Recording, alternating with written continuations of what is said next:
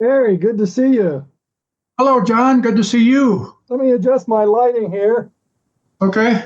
I need to be in especially bright light today because I have to confess to being especially depressed by the fiscal cliff news this week. I mean, I'm always depressed by it. And I hope our viewers don't see us as the chicken little of this because we can cite multiple sources, including a senator in an article this week that says, that uses the term cliff, but doesn't talk about any specific spending cuts as we predicted in our previous podcast.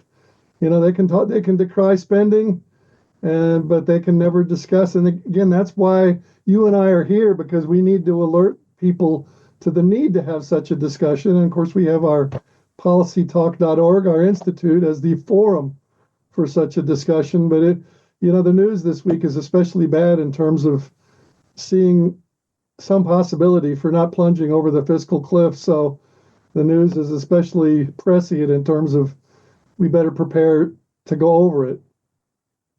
Well, what bothers me in the news is the Trump strategy of developing mineral rights. Now, as a candidate, Trump at one time said we should lease all this mineral rights on the public lands and use the revenue to pay off the debt. That's what he said as a candidate. Clearly, that's not what he's done as a president. In fact, what he has done is to speed up the leasing of these mineral rights on public lands, but the money will not be earmarked to pay off the debt. The money will be used to fund other programs or offset tax cuts. So that will actually make the debt crisis worse. Yeah. So, and the other part of that is that I think that the states have not really coped with the fact that this whole devolution and downsizing of the federal government is shifting the debt from the federal government to the state governments. Because when the federal government cuts Medicaid and other programs, the states, rightly or wrongly, pick up the slack. So we end up with more spending at the state level. So I have a way to solve this. And I think we've talked about this before, but there should be a quid pro quo. And that quid pro quo would be transfer public lands from the federal government to the states and allow the states to decide how to lease the mineral rights and generate revenue. And that will at least give them some revenue to offset the burden that's being placed on them by government cutting federal programs and shifting the burden to the states.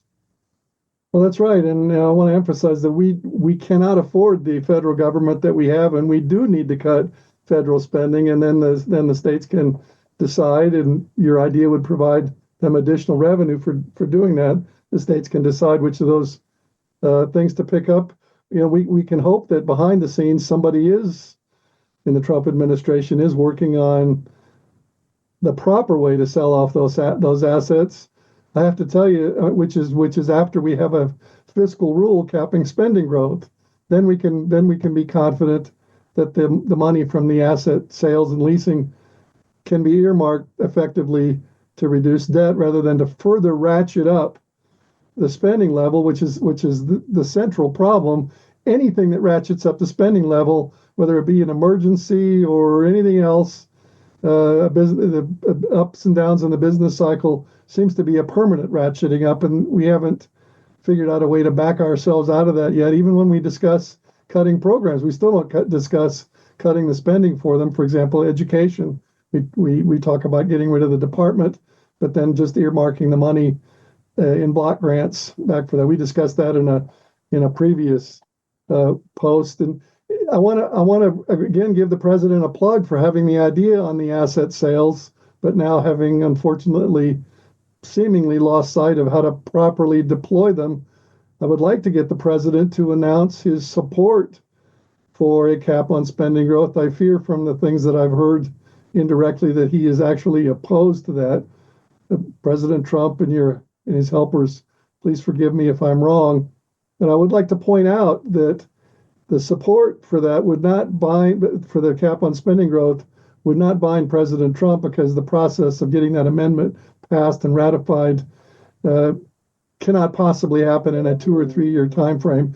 The cap on spending growth would limit his successors, which I think is a very, very critical goal. And even if the cap on spending growth only applies to discretionary spending, which is something that needs to be debated, that's a very important thing to do, because as we saw in the last administration with the $500 billion or $1 trillion Build Back Better program, it's very easy to quickly increase discretionary spending. Yes, the main problem is entitlement spending, because that's where most of the money goes now. But it's very easy to increase discretionary spending, and we can't afford to do that. Yeah, and I think if we look back historically, back in the 1990s, we call that the era of the Great Moderation. We had sort of a consensus within the Republican and Democratic Party of balancing the budget and limiting debt. And of course, they passed some statutory fiscal rules that were designed to do that. The problem is they've thrown that out. For 2 decades now, they have not followed any of these statutory rules. So that's why we argue that if they're going to be effective, they have to be in the Constitution. And that's right. Of course, an Article 5 Amendment Convention would give the states the power to amend the convention with a fiscal responsibility amendment that incorporates caps on spending, balancing the budget, limiting debt, but it has to be in the Constitution.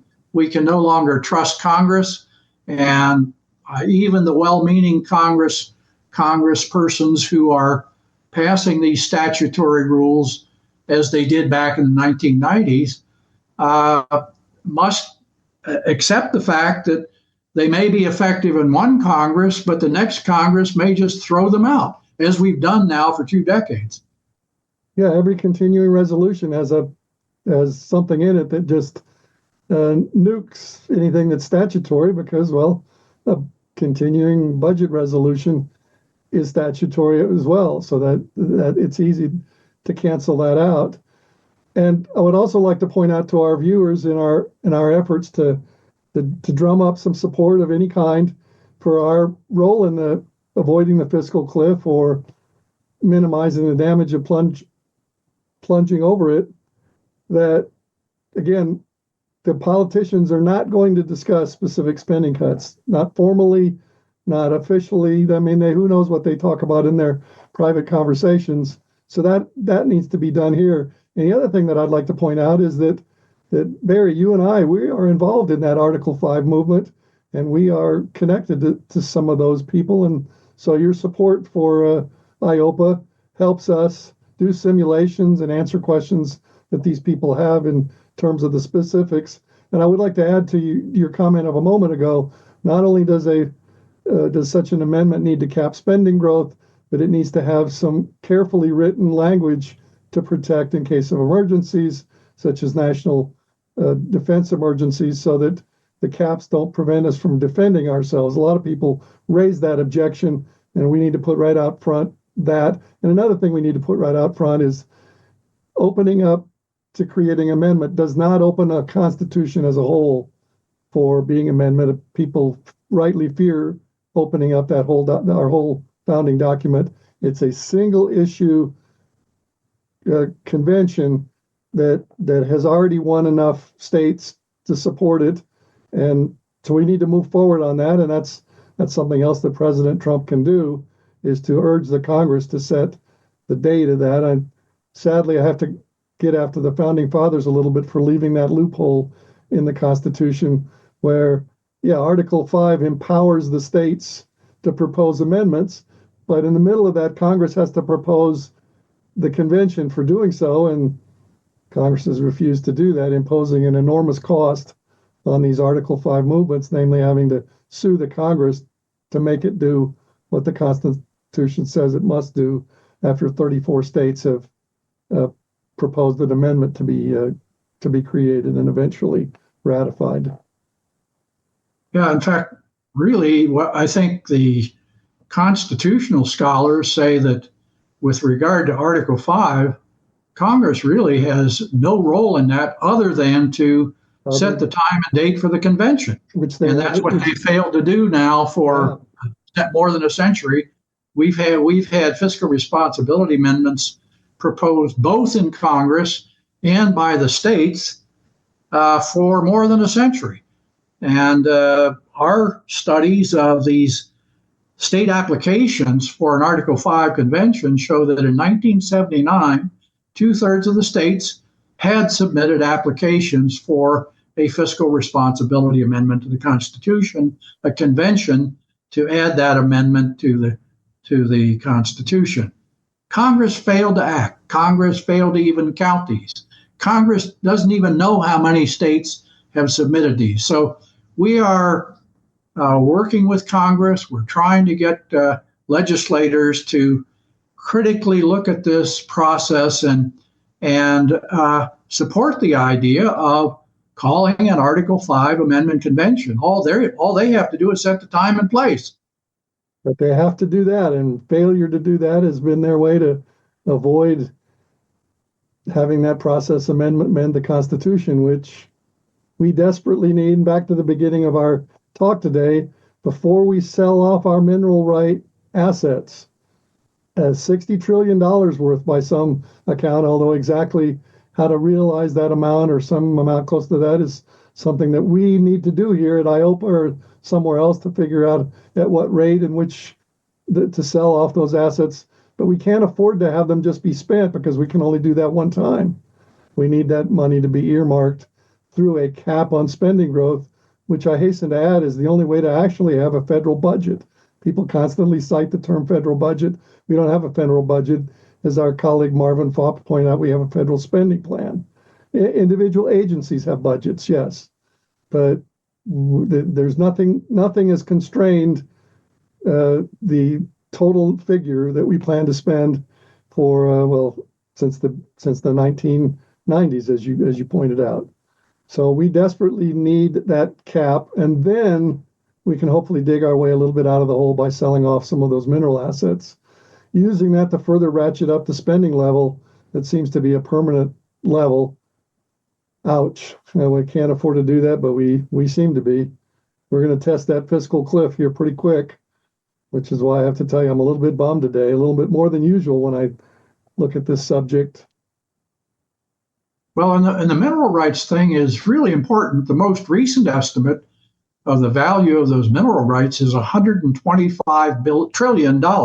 I stumble on trillion. That's too much money for me to talk about, but 125 trillion. So the debt is 36 trillion.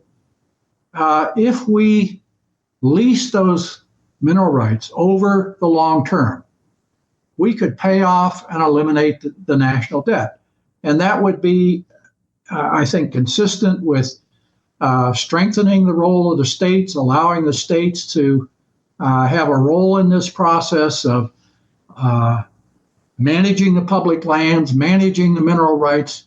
And that could be a quid pro quo for what the federal government is doing now, which is dumping all this spending on the states. When they say we're downsizing, what they're really saying is, well, we're not going to spend as much on Medicaid, but the states are expected to pick up the slack. So it's a con game. It's really a shell game. And somehow our center, our research center, is one of the few folks that are raising the alarm. So hopefully people will pay attention to the growing crisis that we face regarding the national debt. Yeah, I raise this issue constantly with people that I know that are in the state government.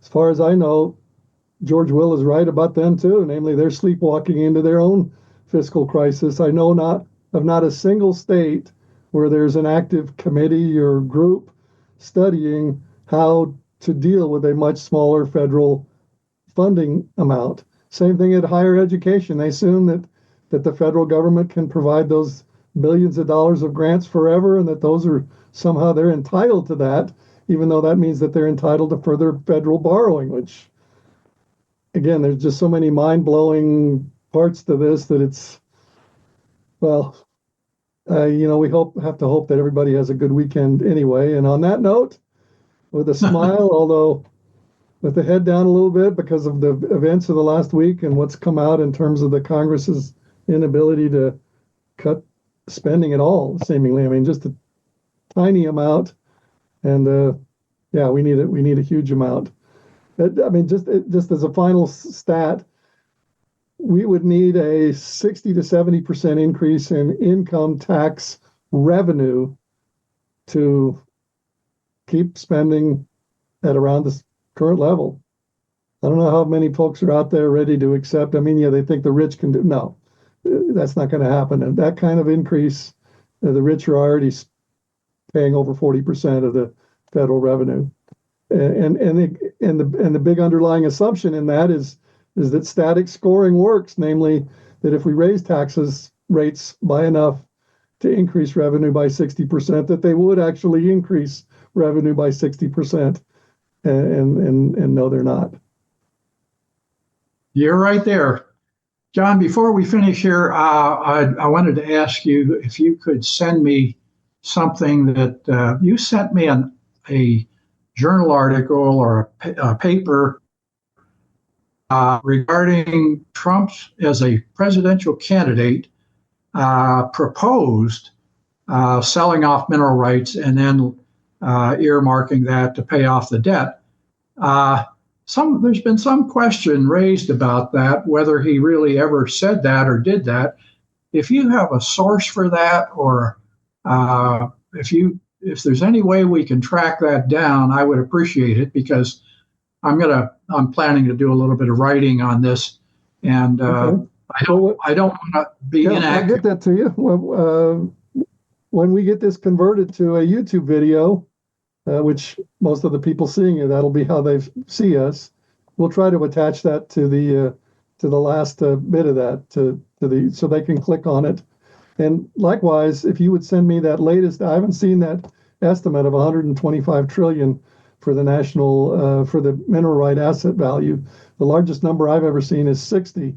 So yeah, let's look at that, and we'll attach that to the video as well, so folks can become as informed as they want to be, and frankly, as informed as they need to be, because unless the folks get involved in this pretty soon,